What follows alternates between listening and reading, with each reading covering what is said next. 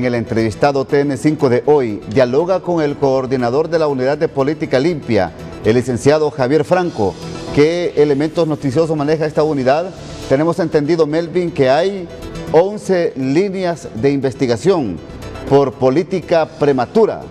Contigo, buenos días. Buenos días, Ramón Edgardo.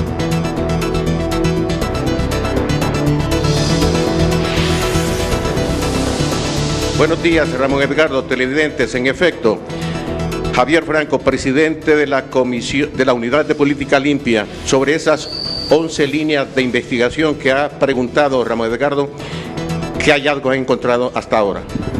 Bueno, la Unidad de Política Limpia ha venido trabajando después del 2017 de estas investigaciones que hemos realizado. Hemos realizado todo un proceso no solamente de fiscalización, sino que también de auditoría.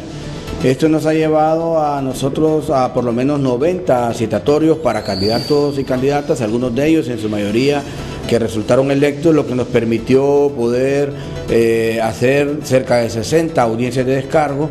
Esto es parte del procedimiento que la unidad ha hecho a través de su rigurosa fiscalización y su rigurosa auditoría.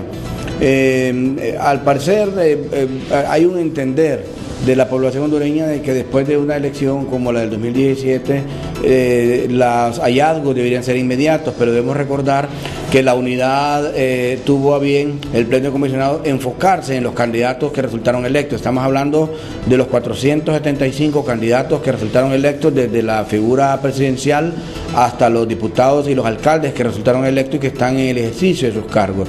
Algunos otros que no resultaron electos, recordemos que también en el caso de las municipalidades, estos siguen o quedaron como regidores, de manera que todos, casi en su mayoría, más de 800, son funcionarios públicos.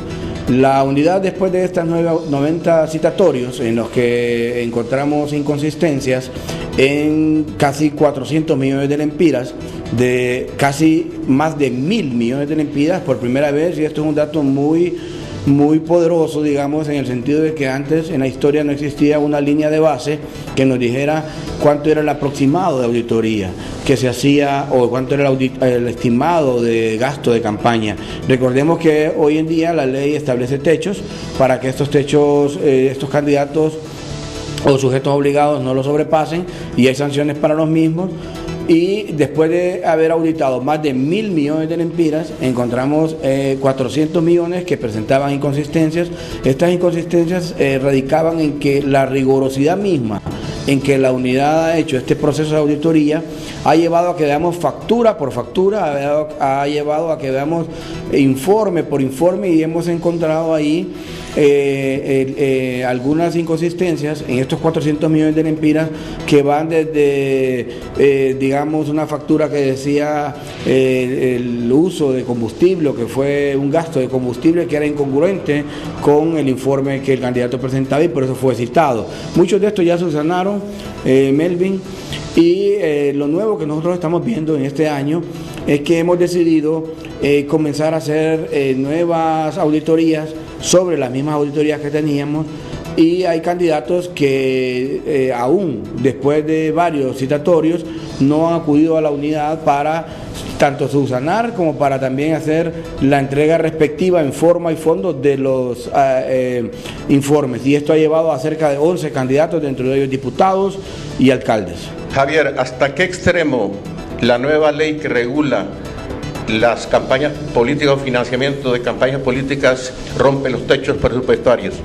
Recordemos que el techo de gasto de campaña variaba de acuerdo a una fórmula que ya había establecido en aquel momento el Tribunal Supremo Electoral, en el cual era la suma de todo el censo nacional electoral, lo de las personas aptas para votar, multiplicado por el doble del costo del voto, que en aquel momento llegó a 75 lempiras.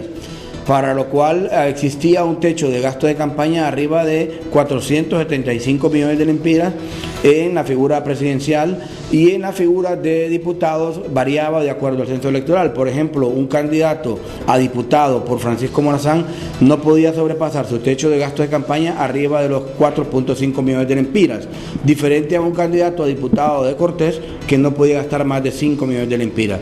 Podemos estimar a manera de ejemplo y como un ponderado que la unidad ha detectado que en su gran mayoría, o por decir el 100% de los candidatos, no sobrepasaron el techo de campaña. Estimamos que los que más llegaron fue a un 60% del gasto de campaña, porque ellos sabían que la sanción por sobrepasar el techo, la multa o la sanción era el doble del costo del voto, de manera que si alguien sobrepasaba 500.000 lempiras a su techo de campaña, la multa y la sanción que la unidad pondría era de 1 millón de lempiras. Javier, rápidamente, en el marco del Consejo Nacional Electoral, ¿goza usted de independencia o dependencia? El Pleno Comisionado de la Unidad de Política Limpia tuvo su primera reunión con autoridades de la directiva del Congreso Nacional, pero también a su vez con la Comisión Especial de Reformas Electorales. Nosotros hemos presentado, porque no tenemos iniciativa de ley, nuestra propuesta de reformas electorales a lo que se refiere a la ley de financiamiento, a la ley de fiscalización del financiamiento político.